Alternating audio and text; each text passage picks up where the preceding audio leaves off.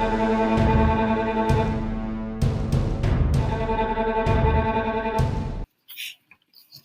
how did you pause that? Are we already recording now, or are we paused? We are recording. So the worst ever start to a video. Well, we can trim the front off. So, hey, Mr. D, how are you doing? I'm doing very well. So I'm here with my fake student who evidently has mastered the art of using a stylus. I am the stylus king, Mr. Awesome. Bergman here. Thermochemistry is a pretty awesome topic, I believe. It's a pretty awesome topic. Really cool. So, but there's a natural state. What is a natural state? You are being very aggressive as a student. Holy cow! I wish all my kids were like that. Hopefully, that doesn't mean what I'm thinking. No, not at all. Not at all. Okay. So here we go. Natural state. Everything wants to have low energy.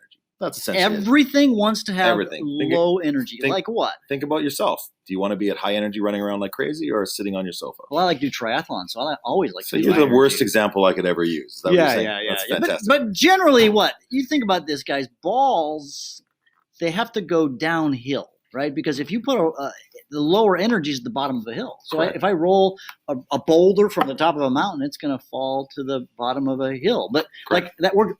Atoms do that too. So if I've got like water, remember it has this weird shape like Mickey Mouse, it wants to go to a lower state. Correct. What does that lower state mean? of energy. It simply means this.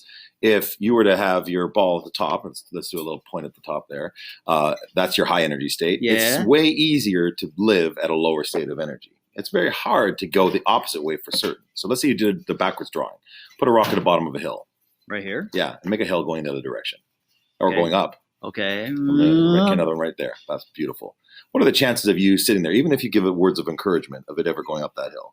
I don't think it's going to want to go up the hill because gravity's going to keep it down. So someone has to like push it up. Correct. But even if it gets up, it's going to like fall back down. Yeah, it absolutely is going to want. It's going to want to go its lowest state. So every single atom in the universe wants to have this lowest energy always. So that is the natural state of atoms and molecules. Correct. Okay, so energy then is what? So energy, we define it as the ability to do work or to produce heat, which is a really wordish definition. That's kind of a weird definition. It really I don't get that. I don't understand what that means. Yeah, it's hard to explain, but essentially if you have the ability to do anything, either stored or not, and here's what's kind of tricky. So basically you're saying here, if I want to do something with this boulder at the bottom of the hill, I've got to like add energy to it. Or do work on it. So energy and work aren't the same thing. They absolutely are not the same. We're going to talk about that in the next video. Absolutely. Okay, so let's save that for later. Okay, so thermodynamics, the first law. Are there like multiple? There are three. There must be a second. You're an astute student. There are three of them. And the first one we call the law of conservation of energy, but it actually has an alias or an AKA as the first law of thermodynamics. It's that important. So when we conservation of energy, it means you conserve energy. Clearly. So like I'm cold right now, so I'm like, does that mean the same thing as I'm conserving energy? Not at all. It means something different, doesn't it? What does that actually mean? Clearly it does. So when we're dealing with energy, we're talking about the fact that if you have a form of energy, you can't lose it. So if I have, if I'm moving, if I have kinetic energy, that energy can't disappear. It has to be transformed to something else, which is kind of what the definition says. Energy can either be created or destroyed, but it can change form. So in this particular example, we have someone bringing food to our helpers there. That's I have some hot Kraft. It's delightful. Thank you so much, cheese. Emma. Emma was the helper. She was delightful. So if we take a look at this diagram here, if we let go of the ball in A and it goes downwards because it's going to want to always low energy. I knew that. I learned that. Yeah. It's going to want to head downwards. When it hits that ball, it's going to transfer its energy. Oh, so this is going to hit this ball. Correct. Okay, it's like a collision. Okay, clearly. And when it does, what's going to end up happening is it's going to pass its energy along towards it whacked this one and it jumped up the hill. Correct. So if you take a look, look, it's like playing pool. It is, and that's the example I was going to use. If you play pool and you hit your cue ball into another ball, it'll stop and the other ball will go forward. Now this ball at the bottom, it may actually still move a little bit forward, move around or something. But if you were to add, and this is the unfortunate thing, if you were to add up the energy that the ball has originally in A, if you scroll back up a little bit here, okay, yeah. If you have a certain amount of energy in A, so this is 10. So that's 10. And then when it hits the ball down below, and another ball takes over, that A ball is going to have maybe 0 now. It's stopped moving. It has no energy. Does this one have to have 10 too? Unfortunately, you would think it would, but because of the fact that we're in a real world, maybe that ball only has 8 or 9.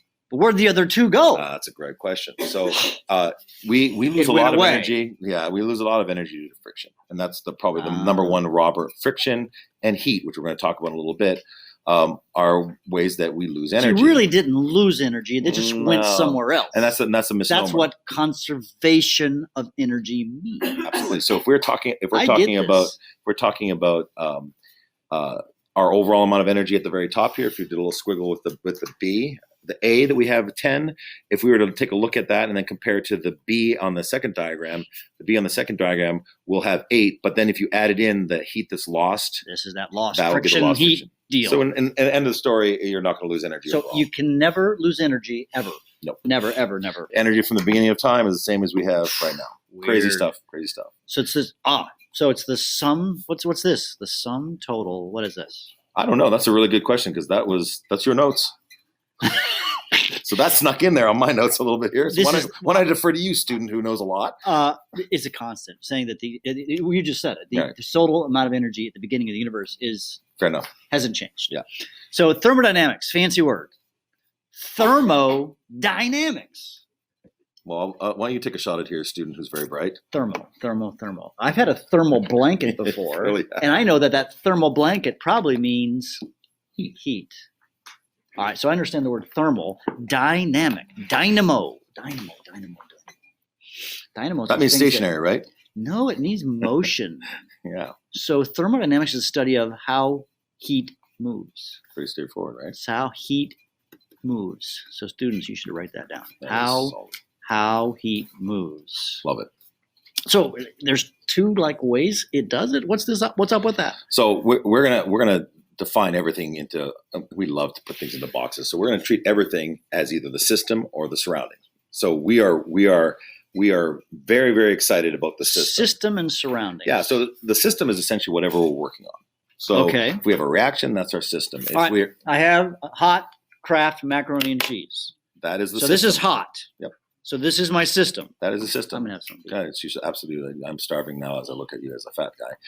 So if you take a look at that, the heat is leaving that. I see steam coming up. Is going to the surroundings. So the surroundings is the room. Correct.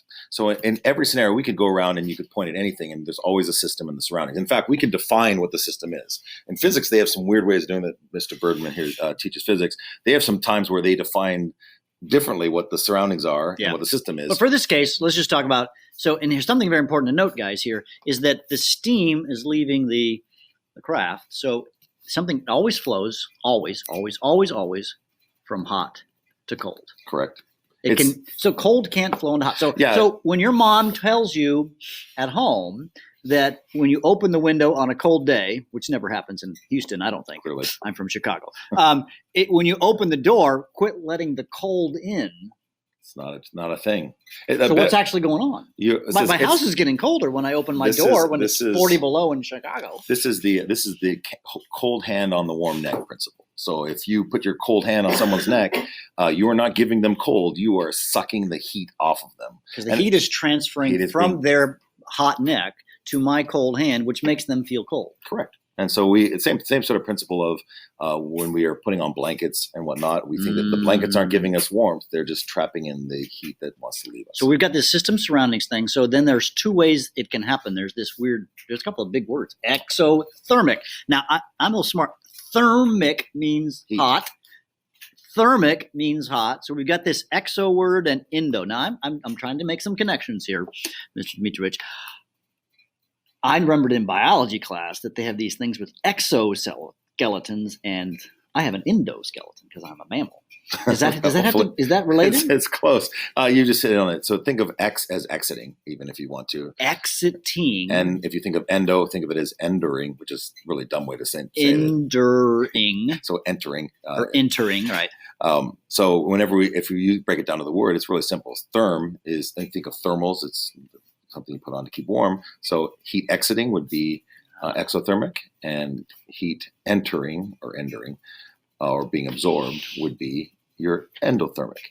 Incidentally, we say heat, but it can be any form of energy. Just a side note here, energy comes in different forms. So energy in different forms. Got it. Okay. I wish I could write that neatly with this. The reason he's doing the writing right now is because my writing is disturbingly horrible. So there's sort of two graphs. For an exothermic, we'll draw the exothermic one here. Yep. It's going to look like what? We're going to start lower energy. We're going to start with our reactants, and they're going to have high energy, and then